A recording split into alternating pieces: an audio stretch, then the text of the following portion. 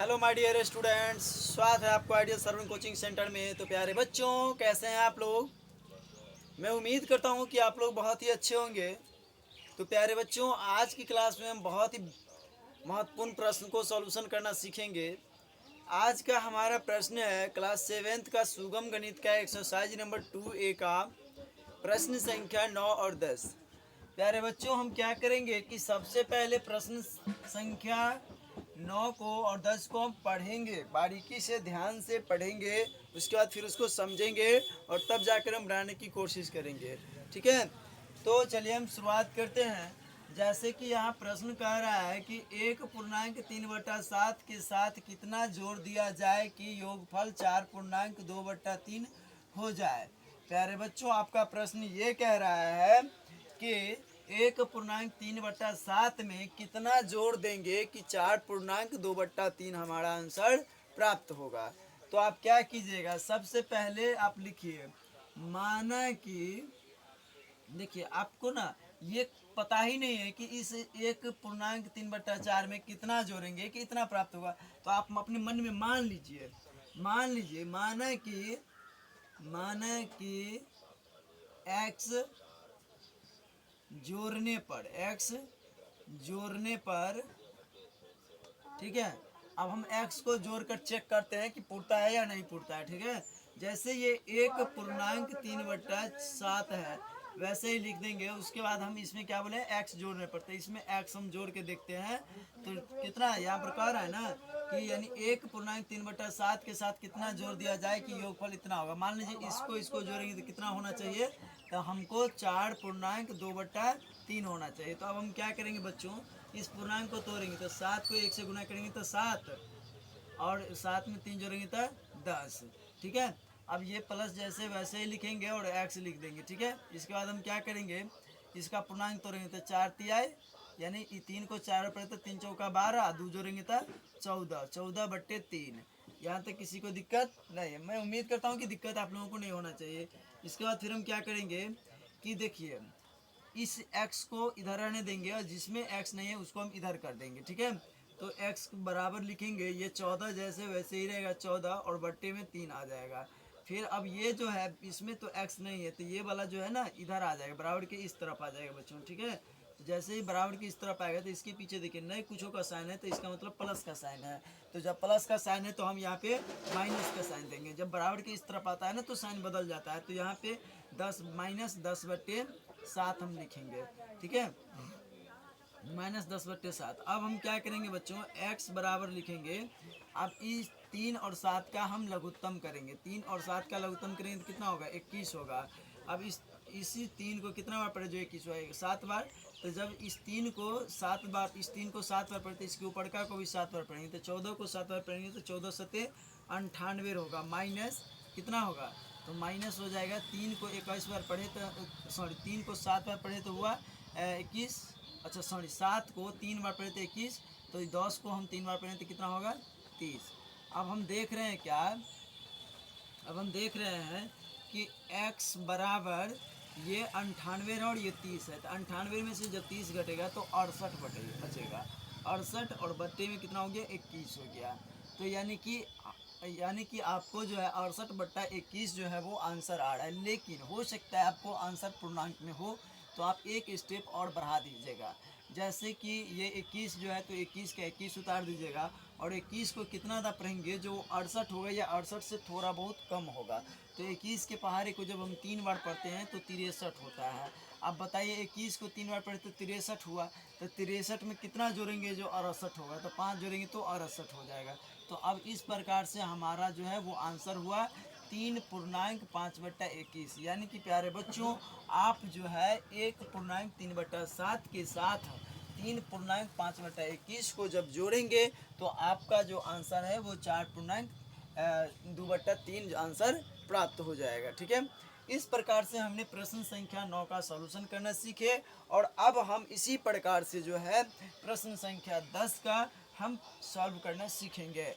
प्यारे बच्चों, प्रश्न संख्या 10 में कह रहा है कि एक पेन का मूल्य 10.2/3 रुपया है। एक पेन का मूल्य 10 एक पेन का मूल्य 10.2/3 रुपया है और एक पेंसिल का मूल्य 2.3/4 रुपया है। किसकी मूल्य अधिक है और कितना अधिक है? प्यारे बच्चों, आप ऐसे समझिए कि किसी दुकानदार के पास आप जाइएगा और आप पेन खरीदते हैं, एक पेन और एक पेंसिल खरीदते हैं, तो कह रहा है कि एक पेन का मूल्य जो है वो 10.3 रुपया है और एक पेंसिल का मूल्य जो है वो 2.3/4 रुपया है। तो अब जो है आपको ये समझ में नहीं आ रहा है कि किसका मूल्य अधिक है और किसका मूल्य कम है। तो उस वक्त आप क्या कीजिएगा, तो उस वक्त आपको ये करना है कि सबसे पहले तो ये जो है इसको आप लिखिए 10.2/3 और इसको शब्दों में सुनिए ना, पहले शब्दों में लिख लीजिए। पेन का मूल्य, एक पेन का एक पेन का मूल्य हुआ 10.2/3 और एक पेंसिल का मूल्य, एक पेंसिल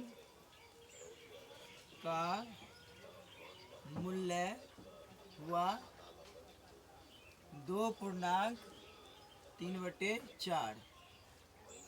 ठीक है। इसके बाद हम क्या करेंगे कि अब हम इन दोनों को तुलना करके देखेंगे। प्यारे बच्चों, हम इन दोनों को यानी अब ऐसे में तो हमको पता नहीं चला कि कौन बड़ा है और कौन छोटा है। ये 10.2/3 है और ये 2.3/4 है। इस दोनों में हमको पता ही नहीं चला कि कौन बड़ा है और कौन छोटा है। तो हम क्या करेंगे, इन दोनों के बीच तुलना करेंगे।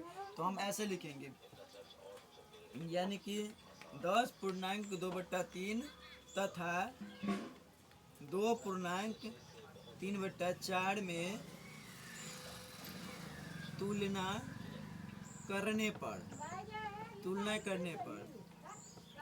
तुलना कैसे करेंगे बच्चों?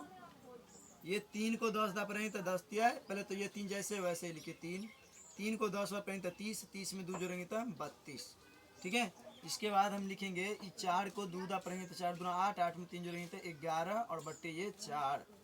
प्यारे बच्चों, अब हमको पता चला कि 32/3 है और 11/4 है। फिर इस भी हमको समझ में नहीं आ रहा है कि दोनों में कौन बड़ा है और कौन छोटा है। तो अब हम क्या करेंगे कि इन दोनों के बीच ना हम क्रॉस मल्टीप्लाई करेंगे।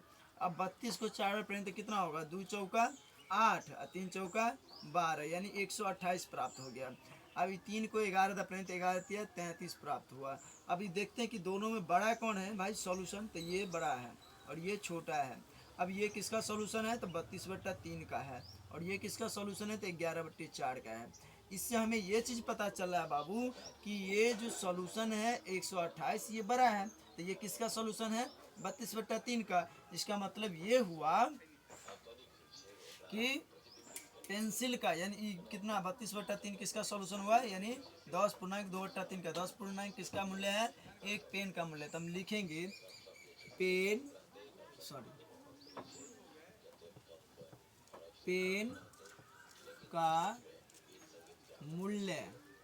का मूल्य पेंसिल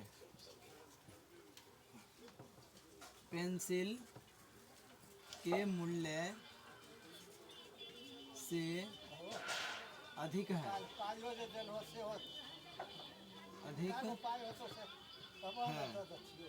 लेकिन अभी भी हमको नहीं पता चल रहा है कि कितना अधिक है। तो इसके लिए अब हम क्या करेंगे भाई, कितना अधिक है तो ये तो नहीं पता है, लेकिन ये तो पता चल गया ना बाबू कि ये जो है 32/3 जो है ये बड़ा है।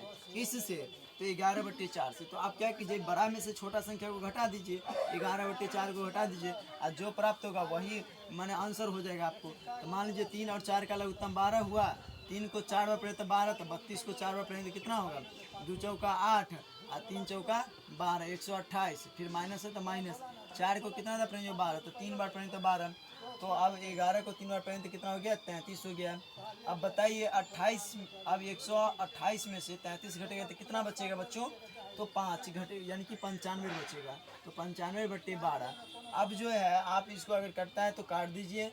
तो काटेंगे तो 3 चौका 3 से नहीं कटेगा ना, 3 से नहीं कटेगा तो अब हम क्या करेंगे, 4 से भी नहीं कटेगा, 5 से नहीं, तो इसको हम क्या करेंगे बच्चों, 95 बटे 12 को हम क्या करेंगे कि अब इसको हम पूर्णांक में लिख देंगे।